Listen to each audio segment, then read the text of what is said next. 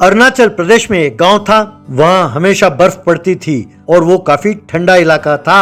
वहाँ लोग गर्म कपड़े पहनकर सर्दी से बचने के लिए आग जलाकर सेकते थे। उस गांव में एक व्यक्ति तंदूरी चाय बनाकर बेचता था। वो मिट्टी के चूल्हे में छोटे छोटे कुल्हड़ों में चाय बनाकर बेचता था। क्योंकि वो बहुत स्वादिष्ट होता था, लोग उसके पास आकर चाय पीते थे। उसी गांव में बंसीलाल नाम का एक व्यक्ति रहता था। वो बहुत पैसे वाला था। उसे लोगों से अपनी तारीफ सुनना बहुत पसंद था। इसीलिए उसने तनख्वाह देकर 2 चमचों को अपने पास रखा उसकी तारीफ करने के लिए। उनका काम था सवेरे उठकर इसकी प्रशंसा करना। इसीलिए सब लोग उसे बिल्डअप बंसीलाल कह के बुलाते थे। एक दिन वो तंदूरी चाय वाले के पास आया और कहने लगा, सुनो 3 तंदूरी चाय देना। तभी एक चमचा, भाई सुनो, जैसे सबको देते हो ना वैसे नहीं होना चाहिए, एकदम खास तंदूरी चाय होनी चाहिए। हाँ। तब दूसरा, हाँ भाई दादा के लिए एकदम ताजा दूध और ताजा मसाला डालकर एकदम ताजा ताजा मिट्टी के कुल्हड़ में डालकर देना। हाँ। बाद में जब बंसीलाल चाय पीने लगा तब एक चमचा, अरे वाह दादा, कमाल का स्टाइल है आपका चाय पीने का। हाँ। भाई चाहे साइड से देखो या सामने से, आपके चाय पीने का अंदाज ही निराला है। मैं तो ये कहता हूँ कि इस दुनिया में आप जैसे स्टाइल के साथ चाय पीने वाला और कोई माइका लाल है ही नहीं। तब दूसरा, हाँ भाई हाँ, दादा को तो फिल्मों में इंटरेस्ट है ही नहीं, वरना अब तक सुपरस्टार बन गए होते। अरे भाई मुझे तो आज पता चला है कि चाय भी इतने स्टाइल के साथ पी सकता है कोई। हाँ। बंसीलाल फूलते हुए, अरे यार बस करो, इतनी भी तारीफ ना करो यार, मुझे शर्म आती है। एक दिन बंसीलाल सरपंच के घर गया।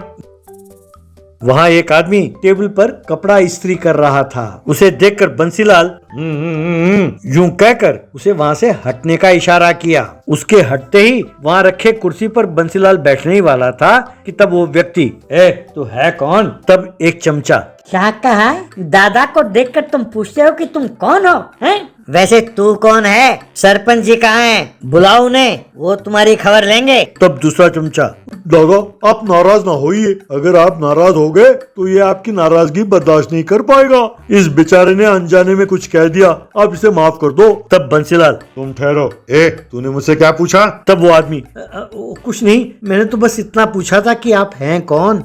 तब बंसीलाल, ठीक है, वैसे तुम कौन हो? तब वो आदमी, जी मैं ड्राइवर हूँ, अभी अभी काम पर लगा हूँ, मैं पड़ोसी गांव का रहने वाला हूँ। तब बंसीलाल, ड्राइवर हो तो ड्राइवर की तरह रहो, ज्यादा बकवास करने की जरूरत नहीं है। मुझसे पूछते हो कि मैं कौन हूँ? नालायक, वैसे तुम कहाँ तक पढ़े हो? तब वो आदमी, बस पढ़ लिख लेता हूँ साहब। तब बंसीलाल, ज्यादा होशियार बनने की जरूरत नहीं है, 5वीं पास भी पढ़ लिख लेता है और कलेक्टर बना हुआ IAS ऑफिसर भी पढ़ लिख लेता है, तो क्या दोनों बराबर हैं? पहले तुम ये बताओ कहाँ तक पढ़े हो तुम? यूं पूछ ही रहा था कि तभी मेज पर रखे टेलीफोन की घंटी बजी। वो उसे उठाने ही वाला था कि तभी बंसीलाल, ये तुम क्या कर रहे हो? ठहरो जरा।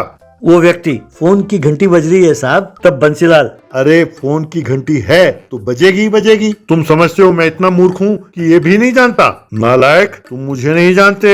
यूं कहकर फोन उठाने ही वाला था कि फोन की घंटी बजनी बंद हुई। तब वो व्यक्ति, फोन की घंटी बंद हो गई है साहब, यूं कहा। बंसीलाल, अच्छा सच में? भाई हम ये सब नहीं जानते। निकम्मा कहीं का। अब अगर फोन उठाएंगे नहीं तो लाइन तो कटेगी ना। पर तुमने फोन उठाया क्यों नहीं? उठाना चाहिए था ना। तब वो व्यक्ति, पर साहब आप ही ने कहा था कि फोन ना उठाओ।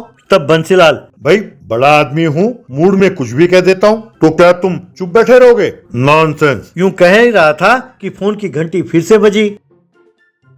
तब वो आदमी, साहब फोन की घंटी फिर बजी है। बंसीलाल उसे गुस्से में देखते हुए, ये हुई ना बात, ऐसे विनम्रता से बात करना सीखो, पहले जान लो किससे कैसे बात करनी चाहिए। कहकर उस आयरन बॉक्स को अपने हाथ में लिया और कान के पास हेलो कहकर पकड़ा। बस उसका गाल जल गया। तब बंसीलाल, बाप रे मेरा गाल जल गया, मेरा गाल जल गया कहकर वहीं गिरकर बेहोश हो गया।